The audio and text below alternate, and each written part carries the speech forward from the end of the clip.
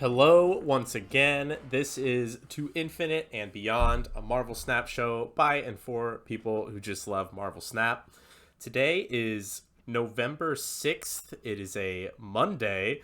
We're a little bit off of schedule, but that's all right. This is episode number 4, and I am the Squash, and I am here, as always, with my main man, Jdeg. How are you today? Good. I'm riding the high of our interview earlier with Volmy. It was really great. They liked the video. I sent it to them as well, so I'm glad they enjoyed it too. So I'm glad that we got that out of the way, and we have a whole lot of patch changes and data mines to talk over. So I think we should go ahead and get started. Yeah, let's just jump right in. We're going to do the patch changes that happened last week, and then we're going to go over the data mine cards for January. That'll be the main content of the episode, and then we'll talk about Ms. Marvel at the very end. So, let's do the patch changes first and foremost. The most impactful, I think we could all say, would have to be the rework to Mobius, where he is no longer an ongoing card. Now he is still a 2/3, but with an on reveal effect that makes it so that your costs can't be increased and your opponent's costs can't be reduced until the end of the next turn. And boy, there's been a very significant meta change primarily because of this rework. Personally, I was not the biggest fan of the card in the first place, but I also was not the biggest fan of just how brutal of a rework this was. I don't know. How are you feeling about it so far? They nuked the card. Yeah. I don't know if any decks still run it, even if Loki was like still an issue or any other kind of cost reduction deck. I don't think they would still run Mobius. They would probably look to some other kind of answers, right? You would think so. It's just way too awkward to. You have to plan around what? Playing this on turn 5 specifically. And it's just that just doesn't really work into very many decks curves. And there's been a lot of controversy, I think, about how the developers handled this card when they even kind of specifically said when he came out that they expected to have to make a change to him. I'm just not really sure about that kind of philosophy. Brute forcing meta changes with a new card is like a pretty cool concept, but that kind of strategy is a little dubious when the acquisition model is the way that it is in Marvel Snap. So the whole Mobius rework has been pretty iffy for me, and now he's just not even a card. Like I got him through the jet ski bundle too, so it's like what? At least I got a bunch of credits out of that, and I got to use him for a month. I really what would you have done if you had to adjust this card? Yeah, I mean, I think we talked about it earlier, right? Just make him a 2/2, or make him even a 2/1 if you're still scared of it, right? I understand it is a pretty fun killer card, so I'm fine with it being out of the meta. It was just kind of out of nowhere that they completely demolished it, though. We're not used to that in terms of nerfs recently, so it just came out of left field. I don't really care too much. I feel like maybe Loki might be a little bit too scary right now, but how long has that been going on? I'm used to it at this point. And it's nice to have gotten the collector revert, so that's fine. Um, I don't know. I was kind of sad that I can't really run it in my Spectrum Thanos list anymore. It's something worth noting is that he's no longer an ongoing. He's now an on reveal. So he's kind of interesting. If you're ever gonna include him with Werewolf by Night, I don't even think you're still gonna do that. But he lost all appeal with like Spectrum Thanos. I did actually experiment a little bit with running him with Werewolf, but there's just better on reveals. Like there's really and it's too awkward with the timing. So that's an interesting change, certainly. We won't dwell on it for much longer. Let's move on to the next one, which was Wave, which was a very interesting change. She got buffed +2 power to a 3/5, but now she no longer increases the cost of cards. She just makes anything that's above 4 cost 4 on the following turn. I actually have not seen as much experimentation with this new design as I initially expected, but I think it'll come around at some point because she just seems like a very powerful ramp card to me now. Yeah, no, I'm really glad with this change, honestly, and it's all because of the Mobius change that I'm sure that they're making this, right? Because I'm sure that they wanted to do Mobius, and this wave change came about as a result, right? So I'm really glad because wave has always been the kind of card that like can shut down certain decks that want to play like a bunch of little units at the end. So it's really nice to finally get that out of the way. It's been something that's been complained about for a while, and it makes her still more interesting in something like regular ramp where either way you want to play a 6-drop. That's kind of what the card was intended for in the first place, I think. So I'm really glad with the change, and it makes her kind of more interesting almost to me. I don't know, in that it's a different application now than it kind of was before.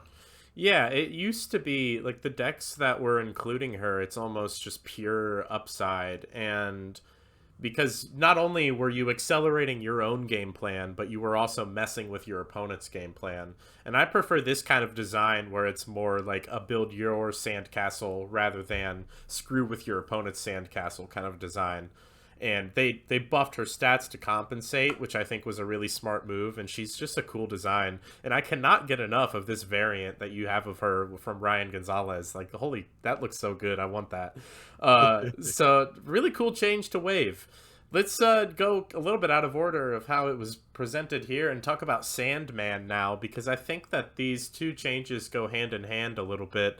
They gave Sandman just a simple +1 power, and they really want there to be anti-spam a bunch of cards on turn 6 options in the game. And if you take away Wave from being that option, where she was by far the best option for literally like since month 1 of the beta, they really want there to be something in the game that can do that kind of effect. And so I guess here's Sandman, which how do you feel about Sandman? It's not a card that I want seeing much play, so it's frustrating that they tweak him so often to me. No, I think he's a necessary evil, and he's not bad, honestly. I found myself actually running into him with just like some random mid-range decks that just tossed in Sandman, and I thought that was interesting. I was lucky enough to be playing Thanos and just ally at them the next turn every single time, so Yeah. it didn't make that much of a big difference. But I can see it's something that's really nice as a meta counter for something like Loki, for something like I don't even know, maybe Bounce, if that ever becomes an issue, especially with a new card coming out, Beta Ray Bill. That might be something that you want to keep an eye out for, right? So Sandman is just an answer for that. And, he still has his answers. He's still below curve, below rate for 5 energy, so it's not that big a deal for me. Yeah, he does actually interest me quite a lot in Spectrum decks. That's the kind of deck where I don't mind playing a card like Sandman, because it's not what you're building your entire strategy around. It's just like a card that sometimes you can put him down and he's going to be extremely annoying and kind of just like checkmate your opponent. But Electro ramp into Sandman, thankfully, I really am not seeing very much of that. Although I haven't played very much ladder this week. It's just been like all Conquest this week, which we don't need to get into that. My trials and tribulations within Conquest. Two more really cool changes from this patch. We got Ravonna Renslayer just down to a 2-1. Fantastic. She's been pretty fun to mess with. She's definitely got some cool decks now. I know you're a big fan, so how are you feeling about it? I think things are cooking. Things are cooking good. And now you have two ways of getting down your 4-drops on turn 3. You've got Zabu and Ravonna, so you've got extra consistency with that Darkhawk game plan. And there's a lot of new applications for Ravonna that become a lot easier now that she comes down on 2, and you can kind of put your combo pieces together easier, right? So I'm very excited about this change, and there is a datamined card coming up in January that I think is going to work great with Ravonna. So I'm really excited about this change. Yeah, it's kind of weird. This just feels like the card we should have gotten in the first place. But I mean, even still, like I don't think this card is like crazy. That there's no Mobius in the game, so she just gets to be played unimpeded, and it's still like it's pretty good. But I don't think this card is a problem. So that's just a very strange balance whiff on her initial pass, I guess. Even though you still had some success with her, you're just built different. I mean, that's just really how it is. um, and now for the most underrated change in this patch, Negasonic Teenage Warhead. Pretty much a complete rework. So now she is no longer a 3/5 that blows up herself and the card that your opponent plays. Now she's a 3/2, and once per game, she will destroy the card your opponent plays at that location. And I have not seen a ton of experimentation with this, but I've seen a little bit. Personally, for me, actually one of my favorite decks that I'm playing right now is Cerebro 2, and she is kind of an all-star in that deck, just giving you another dimension to like interact with your opponent and make things difficult on them. And Cerebro 2 can just inherently like we were talking before we started recording, and I was making fun of Storm. Cerebro 2 is actually a good deck for Storm, and Negasonic just really fits in there because that deck can run stuff like Echo and Storm to narrow where your opponent's going to play. And since you're playing cards like Brood and, cheap 1/2s and whatnot, you're pretty good at getting priority, which makes Negasonic a card that can just snipe out some wins. And I've been enjoying it quite a bit. Have you tried this card much since the change? I feel like I didn't play it until like a couple days ago, where I was just playing her in a tempo move deck, and man, she feels good. It's cool. And I remember when High Evolutionary had just come out. I had just opened Negasonic Teenage Warhead, and I was like, I jammed it in one of my decks for like my first ever Infinity ticket. And so then I beat like all the High Evolutionary Hulks. I would just play Negasonic Teenage Warhead out and destroy their Hulk every time. And that was the greatest feeling ever. Nice. And so now I feel like she opens up a lot more avenues with this new change.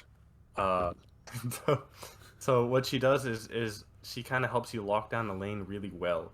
Right, so she's going to be, kind of depending on the meta, how many cheap units you have that are going to be sacrificed, and how well you think you can snipe your opponent on a certain turn, right? If, High Evolutionary meta, if you think that they're going to play a Hulk out, and there's no Wasp or something to defend it, you can just play it on the last turn, and boom, there's no Hulk anymore there, right? And what I think is really interesting about this patch change is a lot of these, almost every single one of these cards, has something to do with how many cards you play in a turn, right? So Wave got changed to now let you play, your cheap stuff. Sandman doesn't let you play your cheap stuff. Ravana makes stuff cheaper so you can play more stuff. Mobius makes it to where, he's dead, so now your opponent can play their cheap stuff. And then Negasonic Teenage Warhead doesn't want you to play cheap stuff. She wants you to commit to getting destroyed there, right, in that location. I think that's really interesting. I like how there's kind of a target goal in this patch, just like last patch it was for the card generation. Yeah, that is interesting. And it also coincides with like what's coming up. I'm pretty sure Negasonic is in the Spotlight cache that starts tomorrow with the release of the new season. So stuff like that happens. But yeah, it's she is just a great like rewards meta knowledge, rewards like being able to predict what your opponent's about to do. And so she's kind of like a mini Eliath, like just another card that heavily rewards priority. And she just fits into kind of different shells than Eliath and allows for some flexible turn 6s, but obviously not the same kind of ceiling as Eliath, which is a good thing. But I think that she's really cool because you can just kind of aggressively snap with her, sort of, and it's not like with Eliath where you have to snap on turn 6 because you know that it's checkmate with Eliath. If you know that they're going to play a certain card at a location, you can aggressively snap with her, and I really like that. Yeah, and like I said earlier, when you build around her too with like cards that disincentivize playing at certain locations. I've even seen Cerebro 2 with Goose on top of Storm. So you can create situations where it's like they have to play at this location, so my Negasonic is going to blow up something, and that's going to change the equation of the final turn, and that kind of stuff is just really satisfying for me. So that's one of my favorite changes they've made in a while, and I'm actually looking forward to pulling for her Spotlight variant. Oh really? Yeah, I'm gonna do it.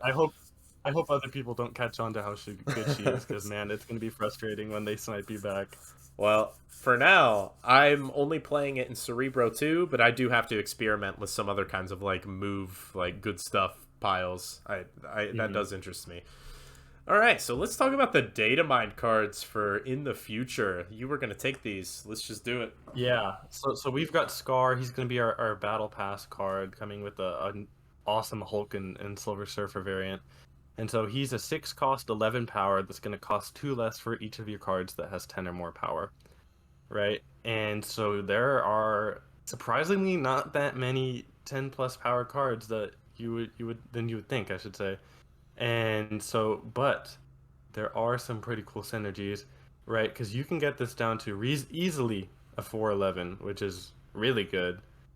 211 is insane, and then the 011 is cheating, right? So I don't think you're going to get a 011 too often, but there are some shenanigans involved. We've got magic that can kind of help bring the game a little bit longer to be able to play more of these big boys.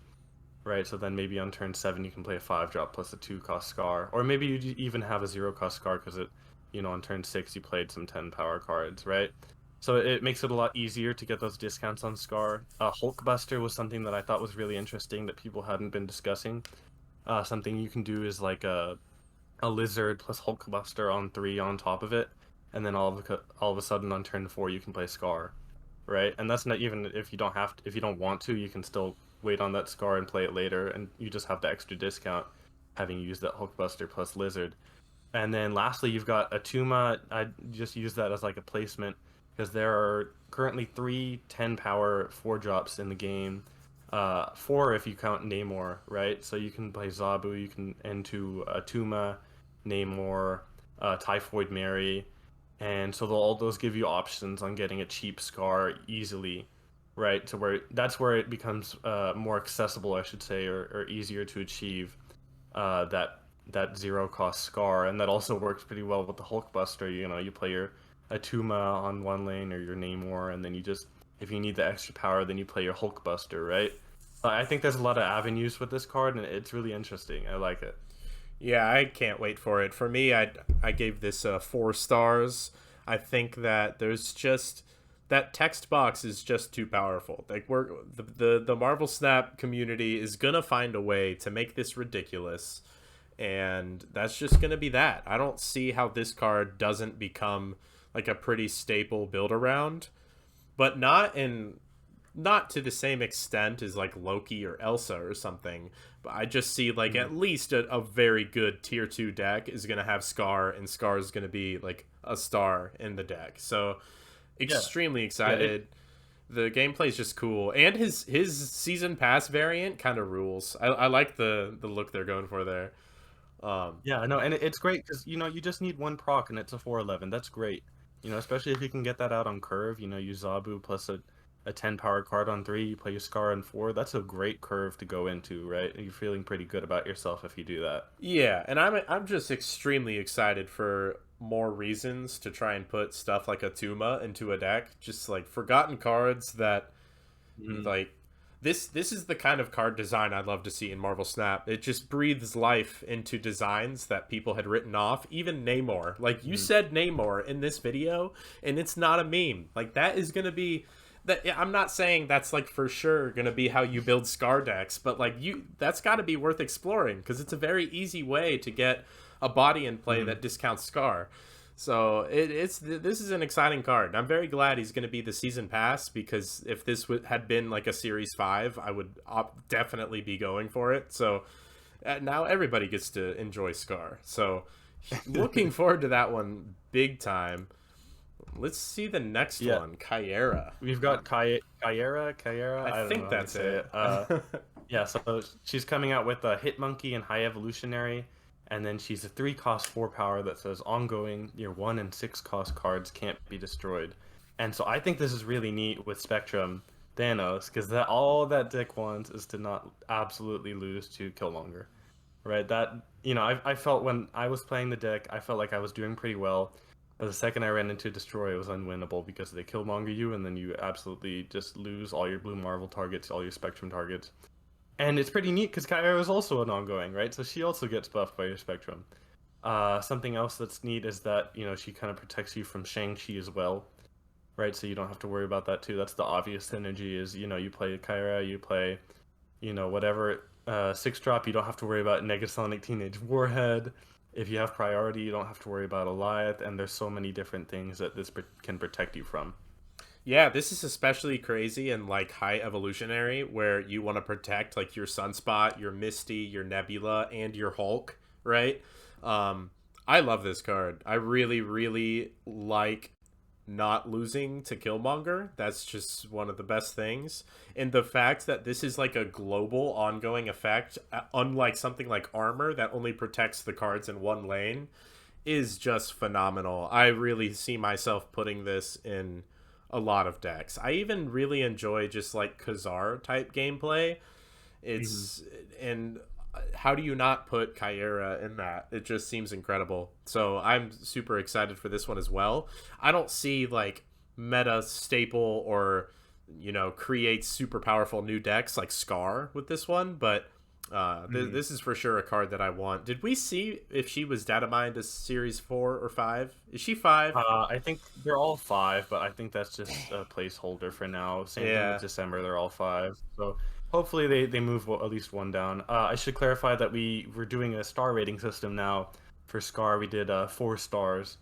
For Kyera, we're doing 3 stars. We do think it's a good card, but it's something like Armor, where Armor saw a lot of ubiquitous play during Shang-Chi meta, but it's just kind of like a helper that you put in every deck, right? So we just kind of figured that was a 3-star card.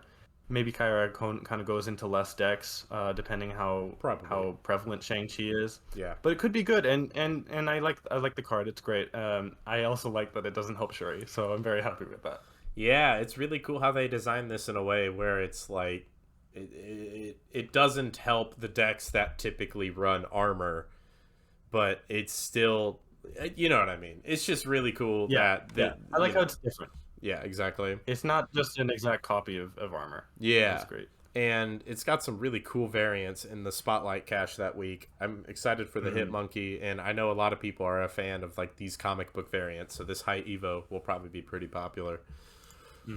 All right, next for the one I'm least excited for, which is Hercules. Yeah, so Hercules is going to be coming out with Howard the Duck and Galactus, and then he's a 4-cost 6 power that's going to read the first time another card moves here each turn, move it to another location. Right, so he's going to be working pretty well with Craven, and then honestly just the basic move shell, your Vultures, your Daggers, your Human Torches, you move them over to the Hercules lane, and then he tosses them back to the other side, right? That's pretty neat. I don't know. He's a move card. He's a basic move card. Yeah, and I mean, it increases the ceiling of the move deck by like 1 billion, which is nice. And you can slap your Hercules in the mid lane or something. And so when you play your Heimdall and he moves everything into the Hercules lane, Hercules bounces it back out, which creates some like unpredictability to a deck that's otherwise really predictable with how the Heimdall works. So I think there's some merit to that. But my biggest problem with this card is just that it seems too expensive and clunky, and it comes down pretty late. And so the only way that you're really taking advantage of this is with the Heimdall play. And I'm just not sure if that strikes me as a super powerful thing to be doing. Yeah, that's the issue. It's really good for the move deck with like Vulture and stuff. I also like it with Craven and Werewolf by Night. You play your on reveal into the Hercules lane, and then it moves it out. I don't know. What I do like is that it helps with those, but I don't like that it's 4 cost. So that means you only have turn 5 and turn 6 to use those synergies, right? Usually you want to play your Vulture on 3 and then start going crazy with it on 4, right? So this kind of messes with that line. I think I'm going to be passing on this card, even though I do think it'll be good for move. I don't vibe with it as much just because that mana cost. Like, it's worth the mana cost, but it's just too late in the game. Does that make sense? You can't abuse it enough. I really feel like this should have been like a 3/4, because then imagine what you could do on turn 4. You could like Iron Fist Vulture or Vulture Ghost Spider, and you're really accelerating the game plan that way. Yeah. But since Hercules himself comes down on 4, it's so much more awkward having only Mhm. turn 5, and then so you can do a little bit on turn 5 and then Heimdall on 6, I guess. But that's just like you really need to draw everything in the right order. Your Mhm. entire turn 4 is being spent playing this card. I just think it's just too awkward of a cost, and that's pretty unfortunate because classic move with Vulture and Human Torch and stuff is a pretty cool deck, and we're friends with some people that are big fans of it. So I hope that this card works out for them. I just think that this is not quite the right numbers for this card. If they drop another patch and we see this got changed to 3/4 or something, I'm way more on board, like way more. You know, I think this would be good as a 3/3. Even a 3/2, I would still consider it. It's just Maybe, the turn. Yeah, you just yeah. get extra time to use it. I still am probably gonna pull in this week just because I don't have Howard and I don't have Galactus and I really want to get those two cards. What the And it's heck? been so long since we've seen Howard. I am honestly shocked that Howard is even in this and that they're not series dropping him, but that's a like whole episode in and of itself. So, Uh-huh. all right, next one. Take the Grandmaster. Oh man, I'm excited for this card. So Grandmaster is going to be a 2-cost 0 power. He's releasing both Elsa Bloodstone and Loki, and he reads on reveal, move one of your other cards on reveal cards here to the middle location. Its ability happens again, right? And so as you notice, he's 2-cost 0 power. That works pretty well with Ravana, and Ravana has a lot of on reveals to abuse, right? You can think of White Tiger is the first thing that comes to my mind, right? You can go on turn 5, or even later. You can just go White Tiger plus Grandmaster, and that's only five energy, and you get twice, right? That's a Mm. really great combo. And there's so many other things that you can do with it. If you can ramp out Doctor Doom early, using say a wave or something, then you can copy that on reveal. Something neat you can do is things like Killmonger or Shang-Chi.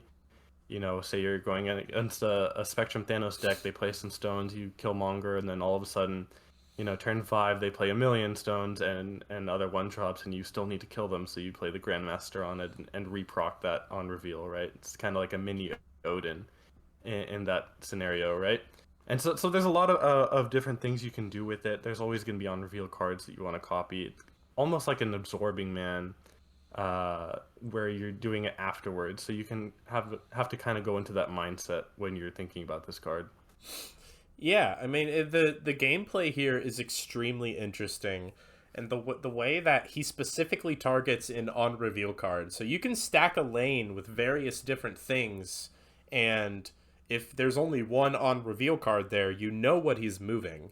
But also it like limits you in weird ways. You can't play your on reveal cards in the middle location because I assume that this isn't going to work if he's not moving a card, right?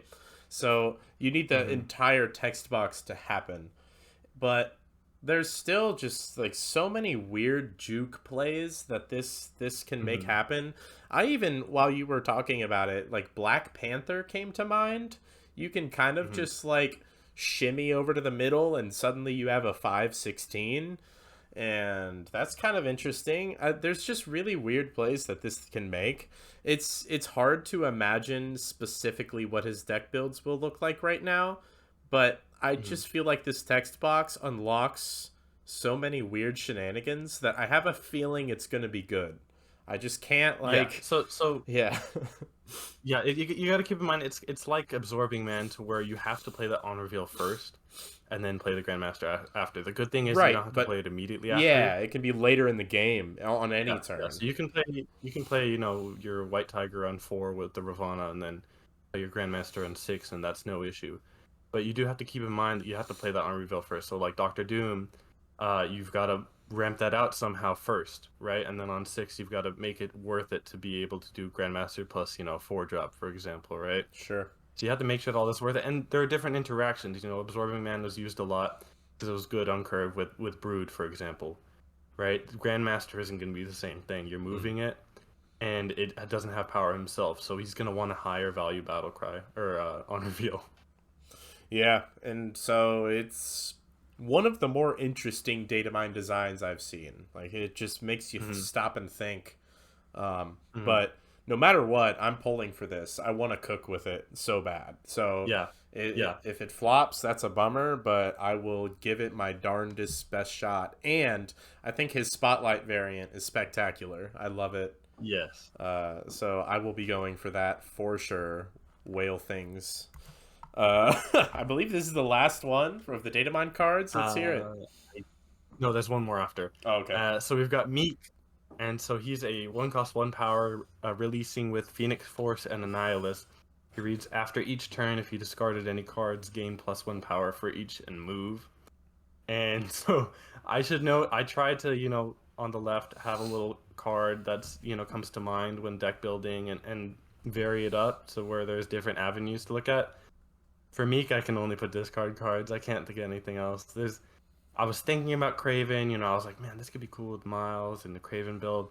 But there's literally no other discard cards that work with move, and it just becomes so clunky. I don't see you wanting to play MODOK in a move deck, No. It just doesn't make sense, right? So he's just kind of like a mini Morbius that moves around. Yeah, it's just it's worse Morbius. Yeah. The moving, like, maybe it gets you into a location that's locked off, and that is decent. If he gets to like 1/5, it's really good, but you need to be discarding like almost every single turn for that, because this doesn't get +1 power and move every time you discard a card. It only does it at the end of a turn where you discarded any cards. And that is an important distinction that unfortunately makes the card a lot worse. Like, yeah, so most likely it's just gonna be like a what? 1/4, 3 1/3. power. Yeah. Yeah. It's gonna be like 3 power by the time you MODOK, and then you MODOK, and then he becomes like a 1/7, 1/8, 1/9, right? No, he only gets. Yeah. He gains If you discard 1 any power. cards. Yeah, 1 power for each. Yeah, he each card you discard, he gains 1 power. Okay. The 4 each. Yeah, no, I misread it at first. Okay. I misunderstood it at first, and I was like, wow, this is terrible. He's literally just a mini Morbius that moves. The issue is that Morbius stacks while he's in your hand or in your deck. So if you top deck him later on, then he's still fine. If you top deck Meek, he's gonna be a 1/1, and that's it, right? So that's a bad issue. The good part is that this card doesn't really have any 1-drops, so this is something that they're looking for. For a while, they were playing Nebula. Yeah. Right? But I don't even know how much better this is than Nebula.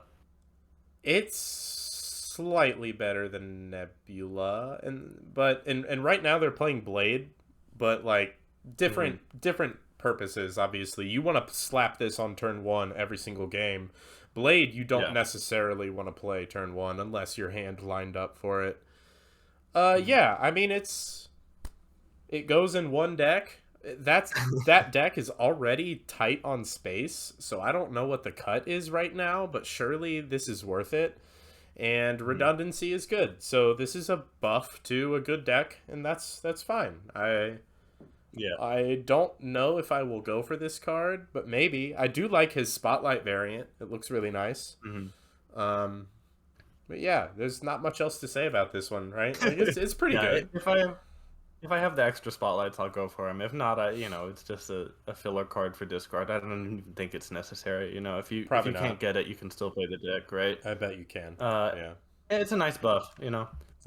This card I'm excited for, though, Beta Ray Bill.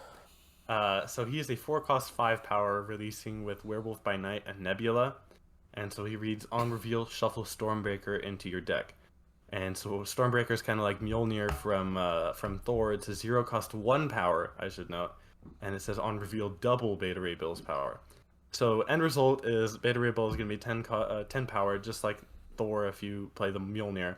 The thing is that it scales a lot better with repeats, right? So if you have a Wong, if you have an Odin. And what's really, really nice about this is that you can play it with Thor. And now all of a sudden, that Jane Foster is getting a lot more value. You can reasonably run Odin. You couldn't really do that beforehand, right? This is another card that maybe Lockjaw would want to run, right? So this card just adds a lot of extra redundancy that I think is really, really interesting for any kind of Thor deck. Yeah, I wouldn't be surprised if our 4-star assessment might actually be underrating it, because this could be it just brings together the Jane Foster package to a level of just extreme consistency and power level now. Because yeah, it's by itself. This is just, it's like, oh, that's another Thor. But then when you think about how now you can run all three of the Thors together, and yeah, they just do really powerful things together. And you're right, with Lockjaw sounds pretty incredible. With Odin sounds insane. Like you could have a Thor in one lane, a Bill in another lane, you Jane wherever you want, and then Mjolnir, Stormbreaker, Odin turn 6 is absolutely ridiculous, and it puts power all over the dang place. So that makes what Thor becomes a 16 power, and Bill becomes Beta Ray 20. Bill becomes 20 power, and then you also have your 8 power from the Jane Foster, your 1 power from the Stormbreaker, and your 8 power from the Odin, and your turn 1 and your turn 2 plays. Right? This is just, it sounds insane just to think about, and so I'm really excited for this card.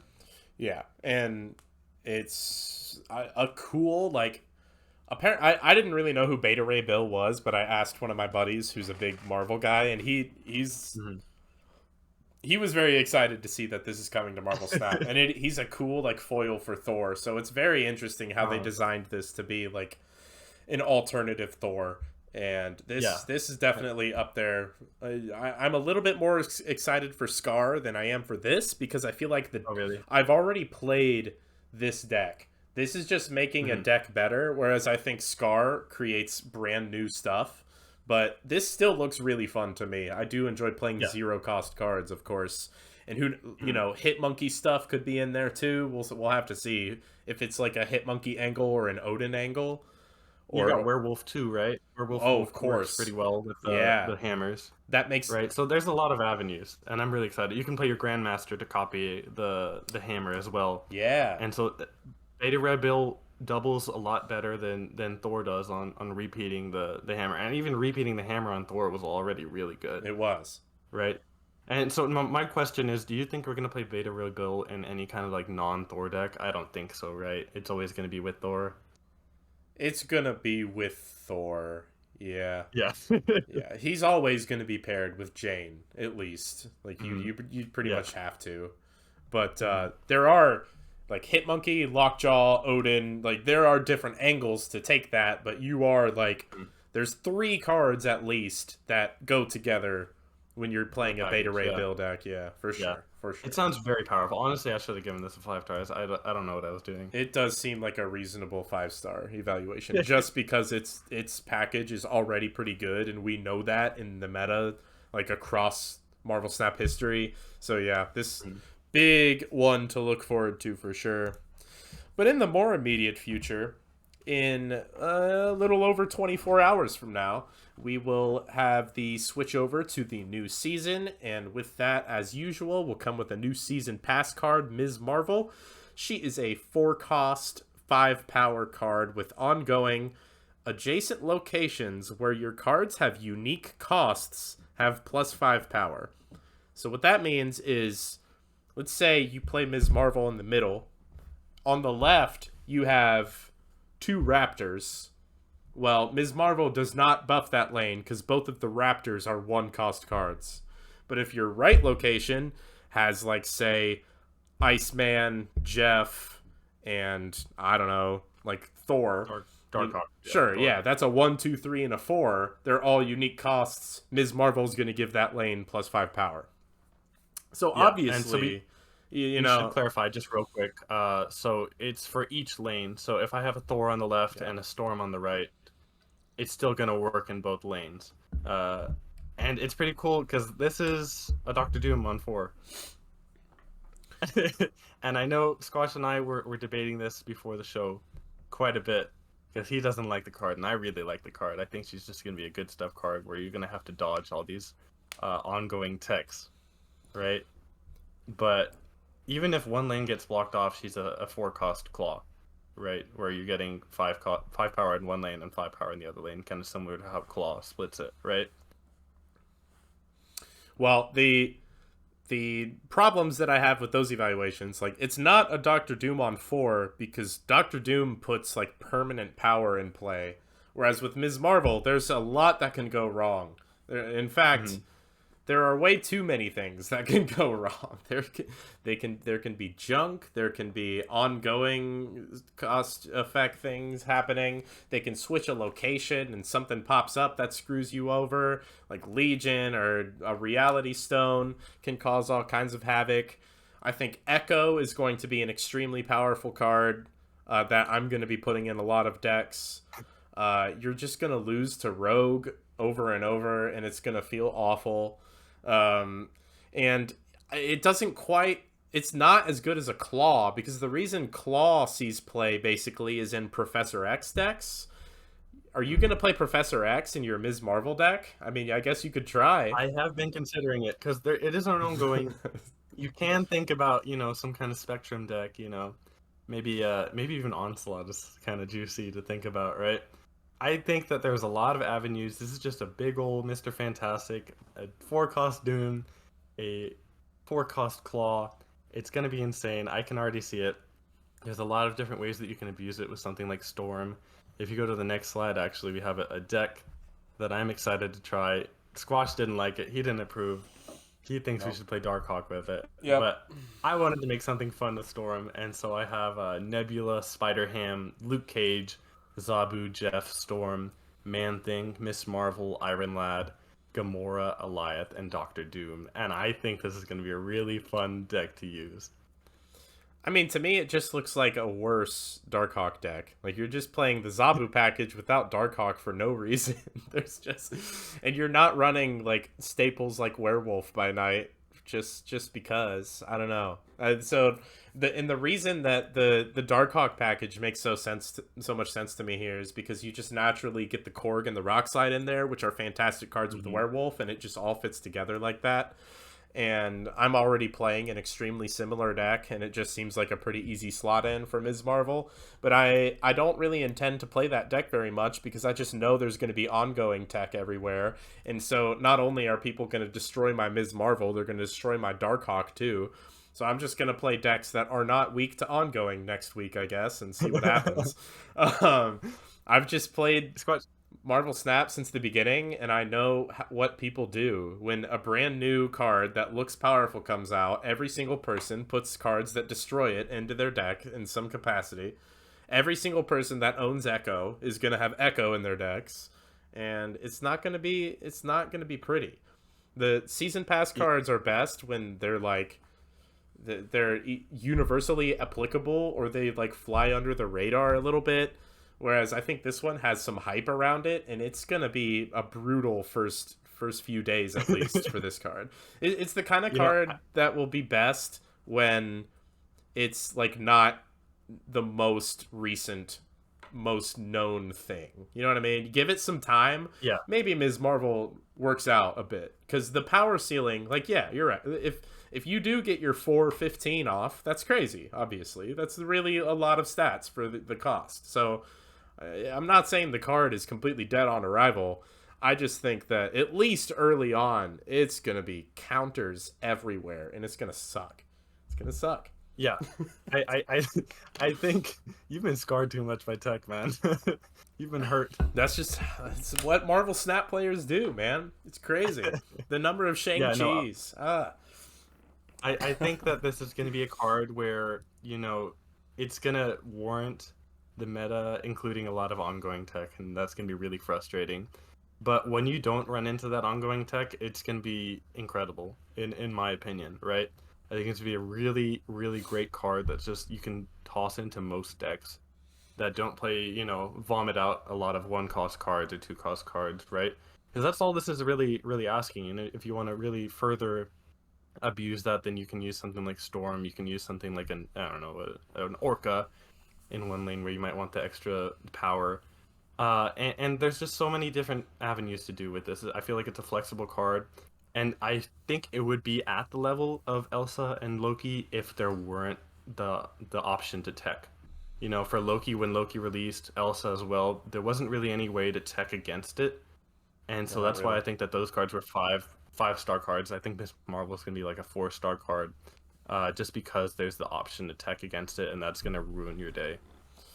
Yeah, and another reason I'm not that excited for this, because I don't like feeling like I I'm forced to play out my cards to certain locations inflexibly, Mhm. if that makes sense. Like there are Yeah. games where my Luke Cage and my Zabu end up on the same location, and there's a reason for that. And now that's just not an option at all. And it's I just I'm just imagining it being awkward more often than you think, and just like you're Mhm. forced to spread out your cards suboptimally, and when that happens, your Ms. Marvel better pop off or you lose. And it's like, Mhm. I don't know. It just feels like too many game losing scenarios for my tastes. Whereas I generally tend to like a card that's not as easy to disrupt as this. At least Yeah, that's I my think taste. what I like is I just like that there's not really, as long as they don't rogue it, it's not going to be completely destroyed, right? Where you're still playing a 4 cost claw. For that example, if you really need to, inflexibly or flexibly play, your Luke Cage and your Zabu into one lane, you're still getting that 4 cost claw. That's not bad, And if they enchantress it, then their 4/5 killed your 4/5 or got rid of the ability on your 4/5. It's not that big an issue. I like that the stats aren't awful if it gets countered. You just have to hope to dodge a rogue is the biggest thing. Rogue is going to be so stupid on Yeah. this thing. Yeah, I'm gonna hate that. I am really gonna hate that. That's for sure. Like I don't want that to happen to me ever in my life, so I'm just not putting this card in my deck right away. Like I'll do my stupid weekend missions, obviously. Actually, I think I skipped the Elsa mission for this weekend because I am just Mhm. not grooving with any Elsa deck right now. But that is what it is. She's Do you not, think we should be playing Cosmo with Miss Marvel? I Like, do you think that's gonna be guess, a needed thing? I don't know. perhaps. Yeah. Maybe maybe for my sanity. If I don't want to see a rogue, then I'll Yeah, check into Cosmo. but then that makes the echo even more nutty. Like Yeah. you're gonna get sniped. I could see like, are you are you trying to play Ms. Marvel on turn 4 every game, or are you holding on? Whenever I can. It's pretty flexible, You can just play it whenever. If you want to play it on turn 4, you can. If you want to play it on turn 6 with Zabu and double up on 2/4 drops, then that sounds pretty good to me too. I don't know. I think it has to be a turn 6 play, but we'll see. We'll see. I might even Mhm. try some super scroll on people. Like, thanks for the power, bro. Oh my god.